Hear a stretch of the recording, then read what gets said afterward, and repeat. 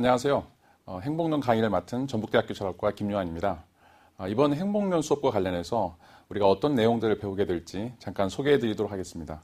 자, 21세기는 풍요로운 사회라고 이야기할 수가 있습니다. 그래서 소비와 물질의 시대라고 이야기할 수 있겠고, 이 소비를 통해서 어떻게 우리가 쾌락을 얻을 수 있고 또 행복을 얻을 수 있을지에 대해서 많은 고민들이 있습니다. 자, 그럼에도 불구하고 이런 삶이 과연 행복한 삶인가, 이런 의문들이 여전히 남아 있습니다.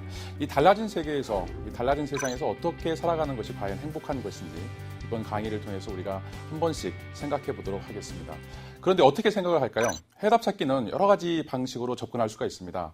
철학자들이 생각하는 행복 개념, 또 종교 사상가들이 생각하는 행복 개념, 또는 행복 심리학자들이 말하는 행복 개념, 또는 자기 개발 전문가들이 이야기하는 행복 개념. 자, 우리가 살고 있는 세계에는 어떻게 보면 너무나도 많이 행복에 대한 생각들이 넘쳐나고 있기 때문에 정말 무엇을 찾고 무엇을 선택해야 될지 이런 고민이 좀 남아 있습니다.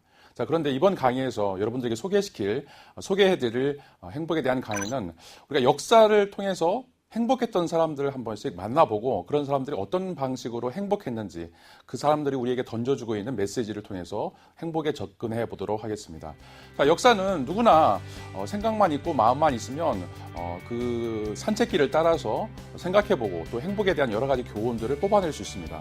자, 우리의 선조들은 굉장히 흥미진진하게 행복한 삶을 살았었고 또 그런 삶 속에서 우리에게 던지고 있는 행복의 메시지들이 너무 풍부하게 우리에게 유산으로 남겨주고 있습니다.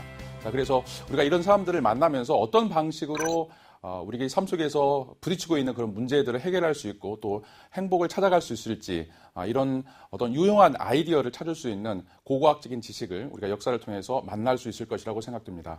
자, 우리가 이 역사를 통해서 행복을 찾아가면서 오랫동안 묻혀 있었던 행복한 삶, 행복한 세상살이에 대한 지식을 찾아내고 이런 방식으로 자기에 대한 이해와 실천을 좀 바꿔나가는 그런 기회가 될 수 있었으면 좋겠습니다. 자, 행복을 우리가 역사로부터 배운다라고 하는 것은 자, 우리 조상들이 살았던 행복한 삶 중에 어떤 것이 바람직하고 어떤 것이 설득력 있는가, 자, 이런 것들을 우리가 찾아내고 그것을 실천해 본다라고 하는 의미를 가질 수 있습니다. 만약에 그 안에서 우리가 잘못된 유산을 가지고 있거나 아니면 잘못된 행복의 방식을 가지고 있다라면 또한 그것들을 우리가 의문을 품고 또 당연시했던 그런 유산을 좀 버리고 거기서부터 거리 두기를 하는 것도 굉장히 중요하다고 생각이 듭니다.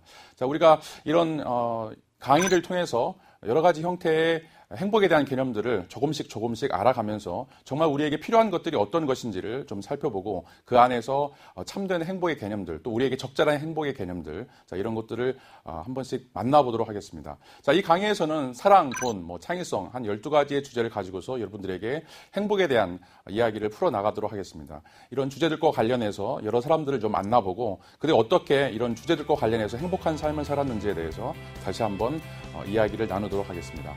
감사합니다.